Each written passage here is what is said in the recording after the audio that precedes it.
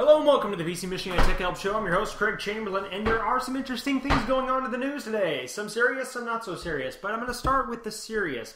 As you guys know, that there was a bomb scare today. Unfortunately, a cargo plane coming out of Newark was packaged with some explosives that was destined for the United States, but we can chalk this up to a success because it was found before it even got here. So that was impressive. I was very happy to hear that. Nobody's gotten hurt, and the Newark plane's already been cleared to keep going. So, good job, security. I'm really glad to hear that. So, just so you guys know, according to this article, DHS will be boosting U.S. aviation security. So, for those of you who travel and whatnot, it is good to know that they will be enabling more security procedures.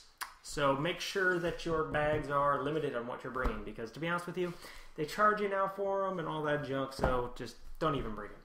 In other news, kind of interesting news, Mount Everest has 3G wireless. That's right. 3G is available on Mount Everest. Sorry, I got a little eye thing going on here.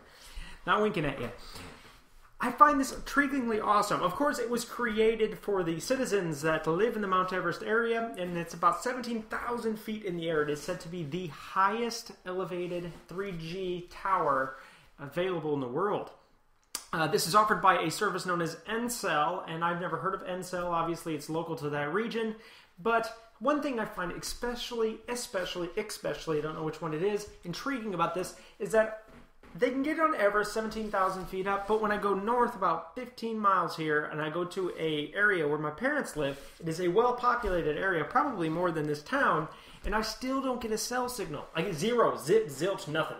Nada. Not even a little bit of cell signal.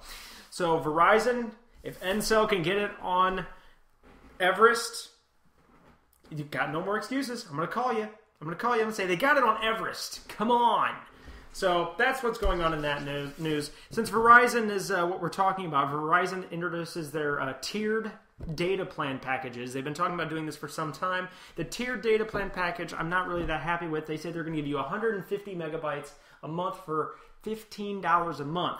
150 megabytes is not that much. And one thing I find intriguing about this, I wrote an article on my Locker Gnome blog, which is Everything Geek with Craig Chamberlain. Shameless plug. And I wrote an article on the tiered data networks they have for that MiFi. That MiFi is the adapter that hooks up to the Wi-Fi, your Apple iPad. And MiFi will actually give you a gigabyte of data for $25 a month. And it's month by month. Think about that for a minute. A gigabyte, month by month. And it can connect up to 5 wireless devices simultaneously. If you guys are going to use data and you're going to pay for a data plan, you might as well find a phone that has built-in Wi-Fi. Don't buy the data plan with the contract. Go out and buy a MiFi, pay month to month, and get a lot more data. The MiFi adapter isn't that big. So, for those of you who are thinking about getting a data network, that's not that impressive. Of course, for every 150 megabytes, you got to pay $15 more as well. And overages. So the Sprint CEO, speaking of MiFi, attributes the increase in MiFi sales to the Apple iPad. Probably absolutely true, because the Apple iPad, the Wi-Fi only version, can only connect to the Verizon, well, as of yesterday, can connect to the Verizon data network or a cell phone data network, such as Sprint, through a MiFi adapter. So people who had the Wi-Fi only Apple iPads could connect to mobile anywhere through Sprint or now Verizon through a MiFi adapter. So good for Apple because they're pushing these markets into the future, and MiFi is another mobile broadband network that will be pushed into the future, and it's going to be beneficial to everybody. So Apple passes RIM. It's a good day for Apple. Apple passes RIM in mobile sales. They sold 14.1 million iPhones in fourth quarter. 14.1 million, and they did pass up RIM. For those of you guys who don't know what RIM is, it's the Blackberry company. So they have now become number 4 in the leading cell phone companies. So that's good news for Apple, so pay attention to that. And lastly in the news, the Nintendo Wii, for those of you who don't have one, they asked the chief of Nintendo whether or not we'd be getting a discounted version for Christmas, and the answer is no.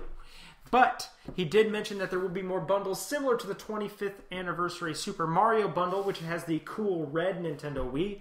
And you can expect more bundles like that for this Christmas holiday season. So do not fret. You might not be able to buy it at a discounted price, but you'll get a bundled deal of some kind if you really want one. Besides, the Wii's a great deal. It's like $200. It's impressive.